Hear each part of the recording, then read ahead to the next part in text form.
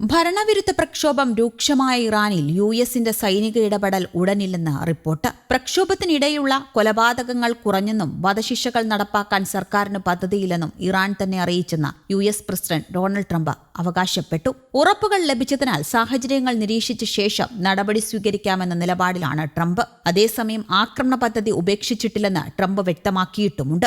ആക്രമണത്തിന് Trump ആഗ്രഹിക്കുന്നില്ലെന്ന് US ഇറാനെ അറിയിച്ചെന്നും റിപ്പോർട്ടുണ്ട്. എന്നാൽ യുഎസ് താൽപര്യങ്ങൾക്ക് നേരെയുള്ള ആക്രമണങ്ങൾ ഒഴിവാക്കണമെന്ന മുന്നറിയിപ്പ് നൽകിയെന്നും ചില നയതന്ത്ര ഉദ്യോഗസ്ഥർ വ്യക്തമാക്കി. പ്രക്ഷോഭത്തിന്റെ പേരിൽ ഇറാൻ ഉദ്യോഗസ്ഥർക്കും സ്ഥാപനങ്ങൾക്കും യുഎസ് പുതിയ ഉപരോധങ്ങളും ചുമത്തി. ഇറാനെതിരെയുള്ള സൈനിക നടപടിയിൽ നിന്ന് ട്രംപിനെ പിന്തിരിപ്പിക്കാൻ സൗദി അറേബ്യ, ഖത്തർ, ഒമാൻ എന്നീ രാജ്യങ്ങളും ഇടപെടുന്നുണ്ട്. ആക്രമണം മേഖലയെ പ്രതികൂലമായി ബാധിക്കുമെന്ന് ഇവർ അറിയിച്ചു. യുഎസ് സൈനിക നടപടിക്കായി തങ്ങളുടെ വ്യോമപാത ഉപയോഗിക്കാൻ അനുവദിക്കില്ലെന്ന് സൗദി ഇറാനെ അറിയിച്ചതായും റിപ്പോർട്ടുണ്ട്. ഇറാനെതിരായ യുഎസ് ആക്രമണം പശ്ചിമേഷ്യയിലുണ്ടാക്കുന്ന പ്രത്യാഘാതം അമേരിക്കയെ ബാധിക്കുമെന്ന് അറബ് രാഷ്ട്രങ്ങൾ മുന്നറിയിപ്പ് നൽകിയെന്നാണ് വിവരം. ഒരു യുദ്ധത്തിലേക്ക് നീങ്ങിയാൽ ഗൾഫ് രാജ്യങ്ങളിലെ അമേരിക്കൻ കേന്ദ്രങ്ങൾ ലക്ഷ്യമിട്ട് ഇറാൻ ആക്രമണം നടത്തിയേക്കുമെന്ന് അറബ് രാഷ്ട്രങ്ങൾക്ക് ആശങ്കയുണ്ടായിരുന്നു. ഇത് അമേരിക്കയെ അറിയിച്ചിട്ടുണ്ട് എന്നാണ് ഗൾഫിലെ ഒരു ഉന്നത ഉദ്യോഗസ്ഥനെ ഉദ്ധരിച്ച പുറത്തുവരുന്ന റിപ്പോർട്ട്. അതേസമയം സൗദിയോ, ഖത്തറോ, ഒമാനോ, ഈജിപ്തോ ഇക്കാര്യത്തിൽ ഔദ്യോഗികമായി പ്രതികരിച്ചിട്ടില്ല. ഒമാനും ഖത്തറും ഇറാനുമായി സൗഹൃദം പുലർത്തുന്ന രാജ്യങ്ങളാണ്. അതേസമയം സൗദി അറേബ്യയും ഈജിപ്തും അമേരിക്കയുമായി അടുത്ത ബന്ധമുള്ള രാജ്യങ്ങളാണ്. പതിറ്റാണ്ടുകളോളം ശത്രുതയിലായിരുന്ന ഇറാനുമായി സൗദി 2023 സൗഹൃദം സ്ഥാപിച്ചിരുന്നു. ഈ സാഹചര്യത്തിൽ കൂടിയാണ് ഇരു രാജ്യങ്ങളുമായും ബന്ധമുള്ള അറബ് രാഷ്ട്രങ്ങൾ വിഷയത്തിൽ ഇടപെട്ടത് എന്നാണ് വിവരം. അമേരിക്ക സൈനിക നീക്കം നടത്തിയാൽ ഇറാൻ നടത്തുന്ന പ്രത്യാക്രമണം ഏതൊക്കെ നിലയിലാകുമെന്ന് അറബ് രാഷ്ട്രങ്ങൾക്ക് ആശങ്കയുണ്ട്. ഗൾഫ് നാടുകളിലെ എണ്ണപ്പാടങ്ങൾ അടക്കം ആക്രമിക്കപ്പെട്ടേക്കുമെന്നും സൗദി അടക്കമുള്ള രാജ്യങ്ങളുടെ ആശങ്ക വർദ്ധിപ്പിക്കുന്നു. ഇതെല്ലാം ഇപ്പോഴത്തെ സമാധാന നീക്കങ്ങൾക്ക് കാരണമായിട്ടുമുണ്ട്. അതേസമയം യുഎസിന്റെ വ്യോമാക്രമണ സാധ്യത രൂക്ഷമായ സാഹചര്യത്തിൽ ഇറാൻ ഇന്നലെ വ്യോമപാത അടച്ചെങ്കിലും മണിക്കൂറുകൾക്കുള്ളിൽ തുറന്നു. ട്രംപിന്റെ നിലപാട് മയപ്പെടുത്തൽ അപ്രതീക്ഷിത പ്രഹരത്തിനുള്ള തന്ത്രമാണോ എന്നും സംശയം ഉയരുന്നുണ്ട്.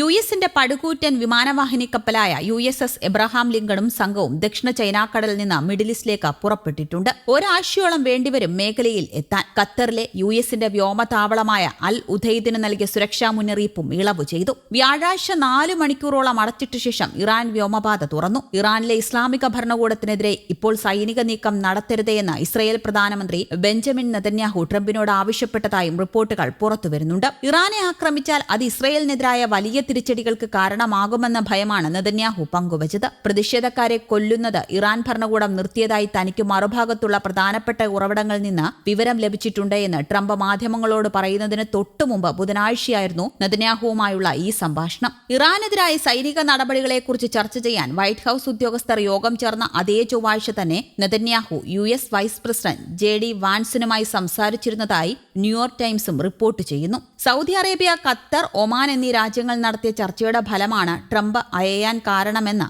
സൗദി ഉന്നത ഉദ്യോഗസ്ഥൻ പറഞ്ഞു. ഇറാനെ ആക്രമിച്ചാൽ അത് പശ്ചിമേഷ്യയിൽ ഗുരുതര ആഘാതമുണ്ടാക്കുമെന്ന ഭയം ട്രംപുമായി പങ്കുവച്ചു അദ്ദേഹം. ഡിസംബർ 28 ആരംഭിച്ച പ്രക്ഷോഭത്തിൽ ഇതുവരെ 2615 പേർ മരിച്ചു. 3 ആഴ്ചയോളമായി ഇറാന്റെ തെരുവുകളെ പിടിച്ചുലച്ച ബഹുജന പ്രക്ഷോഭം തണുക്കുന്നുവെന്നാണ് സൂചന.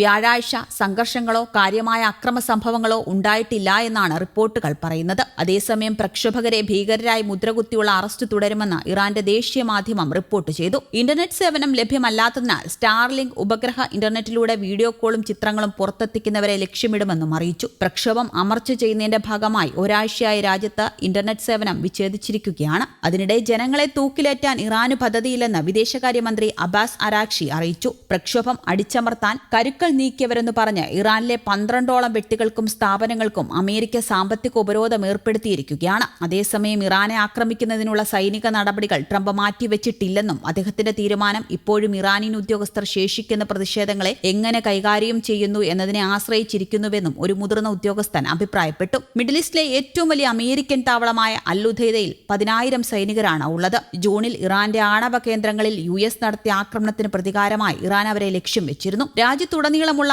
ഇന്റർനെറ്റ് സൗകര്യങ്ങൾ വിച്ഛേദിച്ചുകൊണ്ട് പ്രകടനക്കാരെ അടിച്ചമർത്താൻ ഞായറാഴ്ച മുതൽ ഭരണകൂടം നടത്തിയ ശ്രമങ്ങൾ പ്രതിഷേധങ്ങൾ കുറച്ചിട്ടുണ്ട്. ഡിസംബർ അവസാനം മുതൽ ഖമേനിക്കെതിരെ പ്രതിഷേധക്കാർ പ്രകടനം നടത്തിവരികയാണ്. പതിറ്റാണ്ടുകളിലെ ഏറ്റവും വലിയ പ്രതിഷേധങ്ങളിൽ ഒന്നാണ് ഇപ്പോൾ നടക്കുന്നത്. News desk Kerala Kaumudi.